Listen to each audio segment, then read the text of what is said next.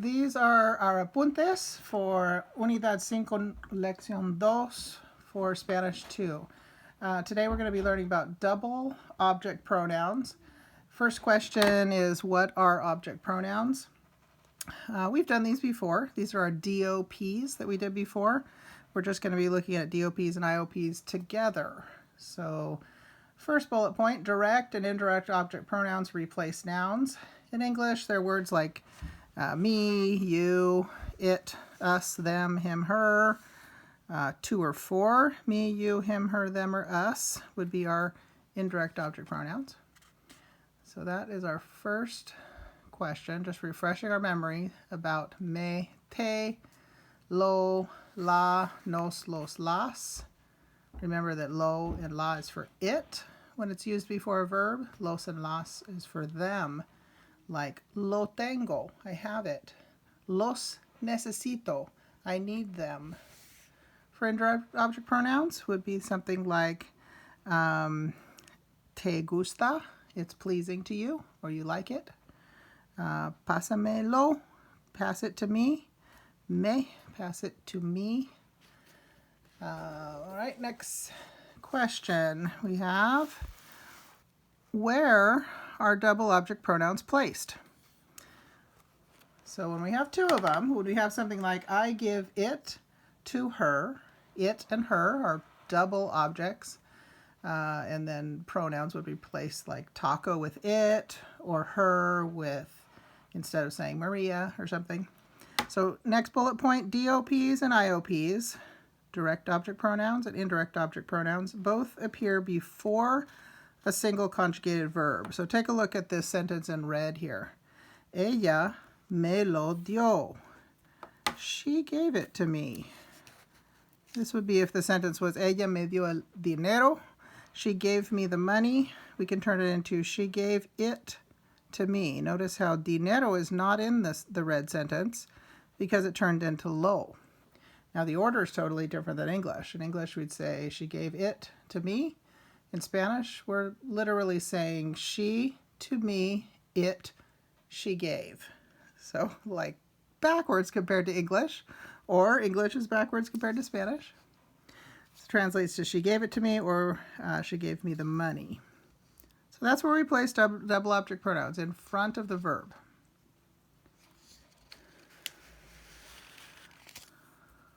Next bullet point, same question, where are double object pronouns placed? In sentences with both object pronouns, the indirect object pronoun comes first. So if I'm going to say something like, they brought it to us. They brought it to us. It would be referring to something feminine like la mesa, the table, and then to us. So they to us, it they brought is what that literally says. We're going to put people first, then things, and that's always the order in Spanish. This is totally different than English. And that's what makes these hard. It's why we're waiting till the last quarter of Spanish 2 to introduce this concept, because it's hard. So, ellos nos la trajeron. We're not allowed to say ellos la nos. You're not allowed to rearrange those. So a good lesson in life, people before things. If you always remember that, then you'll be good. Put people before things. But with double object pronouns, it means indirect object, people usually, and then DOPs, direct objects, come next. All right, let's look at the next question. You want to be copying complete notes. This is for your portfolio. For your quarter, you're going to be turning in a selection of work for your portfolio at the end of the quarter, and I'm going to give you a grade along with your project for your final. So we'll look at that more. I'll talk to you about that more during our office hours, and you can text me, email me through School Loop as well. All right, here's the next one. A little bit harder than when I'm at school, but all right, next question. Where are double pronouns placed when you have 2 verbs? So any guesses? In front of both verbs. So no matter what, you can put them in front. With 2 verbs, you have 2 choices of where to place object pronouns. You can place both before the first verb. Te lo Voy a dar, I'm going to give it to you. To you, it, I'm going to give. So when you're translating, you start with your verbs. I'm going to give it to you. I'm going to give it to you. Next one. Nos la vas a vender. You're going to sell it to us. You're going to sell it to us, is what that would mean in English. So you're always right to put double pronouns in front of the verbs. If you have two verbs, you technically can also put both pronouns after the verbs. And I'll show you that next part. You might want to hit pause if I'm going too fast to copy these down. So hit pause. These are really long notes, by the way. The second notes we do are not very long at all. But this note's long. So where do you put double pronouns when you have two verbs? You can put both before or both attached to the end of the second verb. For example, notice this one, te lo voy a dar, can also be voy a dártelo. I'm going to give it to you. So the te lo is still in the same order. It's still people before things. You, it, I'm going to give you it. This is more like the order of English. And a lot of times English speakers that are learning Spanish prefer this way because it feels more familiar. We more likely would say, I'm going to give it to you. We rearrange and do things before people when we're doing pronouns. So in Spanish, it's always te, lo. You're never going to say voy a darlo te. Never allowed. So two verbs, two choices of where your pronoun can go, either in front or attached to the end. Here's that other one. Nos la vas a vender. You're going to sell it to us. Vas a vender nos la. You're going to sell it to us. They both mean the same thing. In English, we kind of have two ways also. You are going to sell it to us, or you're going to sell us it. That one is technically correct. It's less common, but we have two ways in English also. There is an accent required when you are adding two additional pronouns to a verb with an R at the end. You put the accent on the last vowel of that verb. You could also think of it as counting back 3 syllables when you add two pronouns. Not a big deal to know where that accent goes, but if you want to be perfect, there is an accent when you add pronouns to mess up the rhythm of the word. It gets an accent on the A. Second bullet point for where double pronouns placed. When you attach two pronouns to the second verb, then you need to add an accent to the stressed vowel, usually third to last syllable. So that's that comment that we just had there about accents. All right, this is normally where I would say any questions, but you can text me your questions, or you can come to Zoom office hours and ask your questions there, and those will be sent to you through School Loop email. All right, next question about this one is how do pronouns work with the ing construction? You're going to say something like, you are ordering them for me. You are passing them to her. Passing, ordering.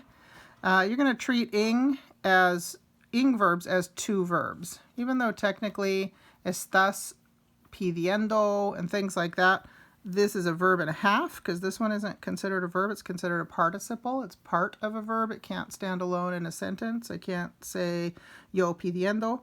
Just say estás pidiendo. You are ordering. So we just treat them as two verbs as far as the rules go. So if you have two verbs, then you can put your pronouns in front, or you can attach them at the end, just like our previous section of notes. So me los estás pidiendo. For me, them, you are ordering. And in English, we translate that, you are ordering them for me. For me, them, you are ordering. Estás pidiéndomelos. You are ordering me them. In English, we probably say, you are ordering them for me.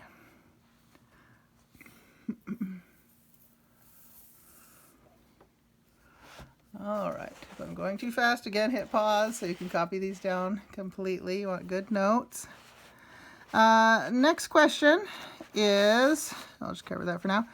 When do we use the say as a DOP or an IOP? So this is where this gets kind of crazy. There's something that happens in Spanish, and it's kind of for no reason or something, but it's just, you just kind of trust me on this. But this might be the hardest part of the notes right here.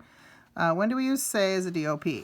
So if both pronouns, so like me, los, if both pronouns start with the letter L, like le and los, or les and la, both start with the letter L, you're going to change the indirect object pronoun, the le or the lace, to a say.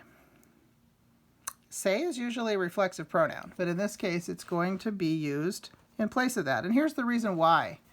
With any combination of le and lo, so le lo, le las, le los, les la, les lo, les los, any of those L combinations, le lo in Spanish means dummy. And so if I were to say, le lo estás pidiendo, even though I'm trying to say you are ordering it for him, it ends up sounding like dummy, you are ordering. So in order to avoid that sound of le lo at the beginning, they just simply change the L to an S and steal the reflexive pronoun say. That's usually for like se baña, he bathes himself. That's usually what we use that for. And they put it in a sentence here. So this one, le pedí la cuenta al camarero. I ordered I asked for the bill from the waiter from him. So we have we have the pronoun and the subject there. That sentence we would be changing to le la pedí, because we're going to change cuenta to a DOP, but it actually becomes se la pedí.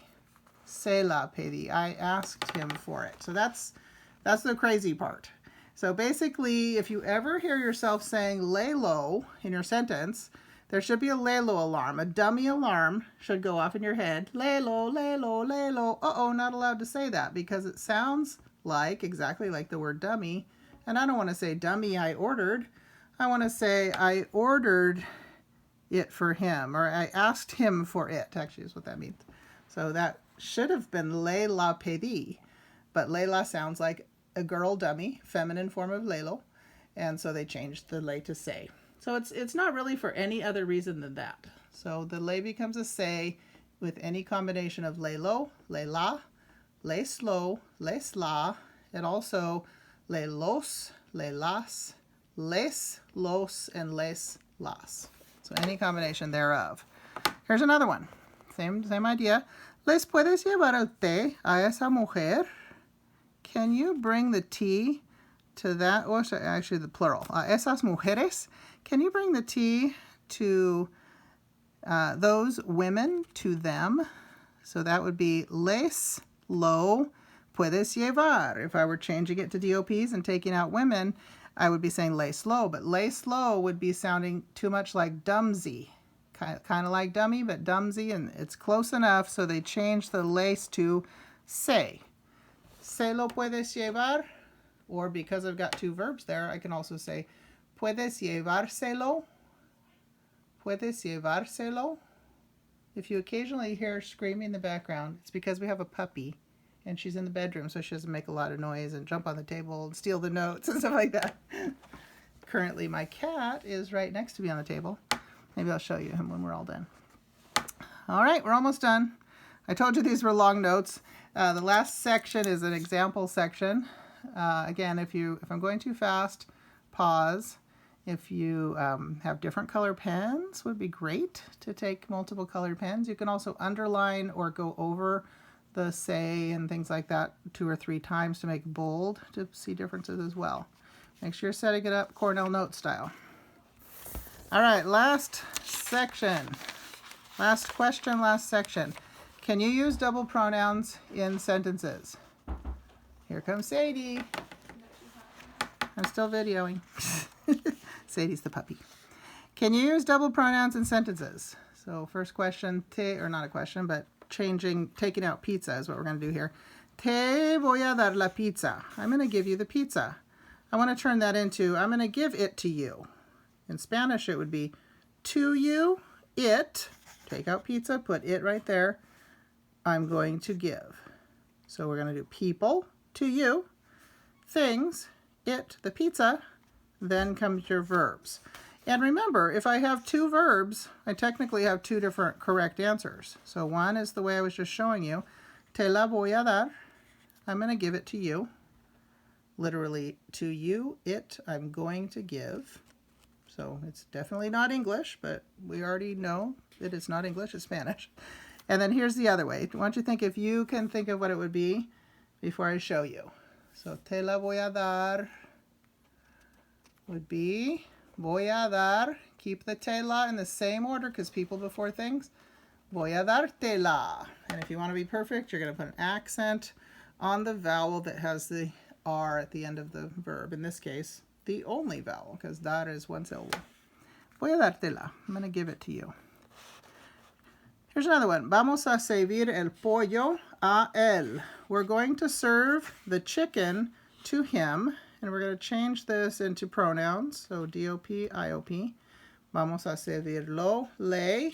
So first off, we have to put people before things. So we'll never see lo, le.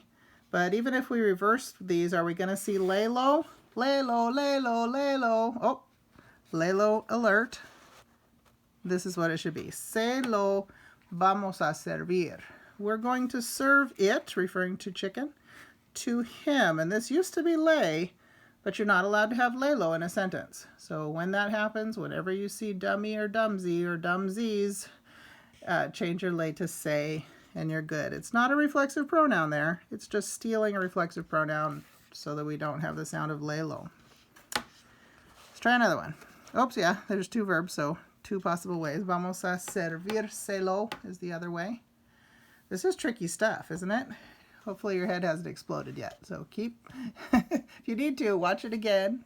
I'm going to try to put up other videos from Senor Jordan explaining the same thing again, just so you can hear it from another person. Number 3, we give it to you. A little harder. We're going from English to Spanish. We give is damos. That's what I usually do. Start with the verb first. We give, damos. So we're not going to start our sentence with nos. That would be to us. We actually want to put the verb in the nosotros form, we give, but then the verb comes later on in the sentence. What's going to come first? To you, right? So te would come first. Then comes the taco. The pronoun replacing taco is lo. Then comes your damos. So we're not going to say nos. We're not giving it to ourselves.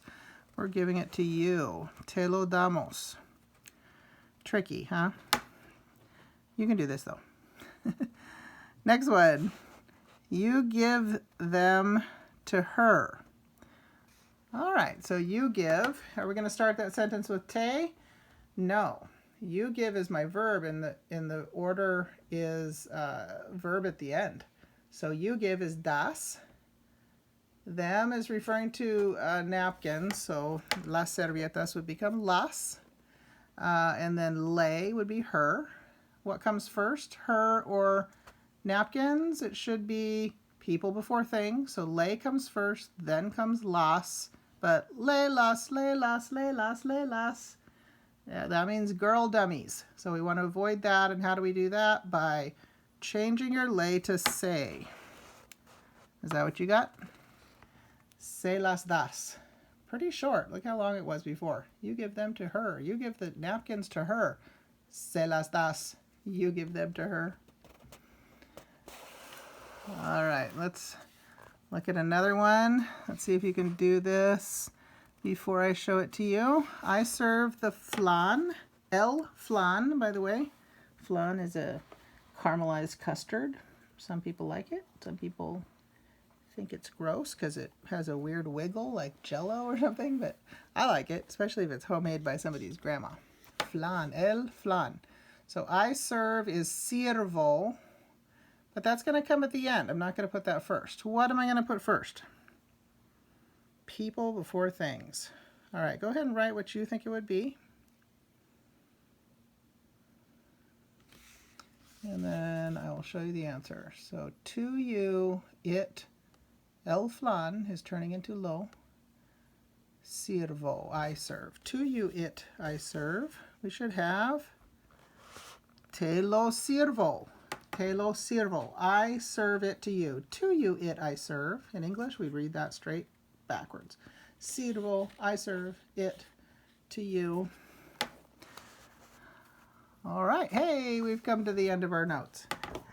All right. So good job, you guys. Again, if you needed to listen to this again, this is very challenging notes. I wouldn't blame you if you need to listen to it several times and text me questions or come for office hours and ask more things about it. Listen to Senor Jordan, the link through the Google Doc with all of what you're supposed to be doing. All right, good job. Talk to you next time.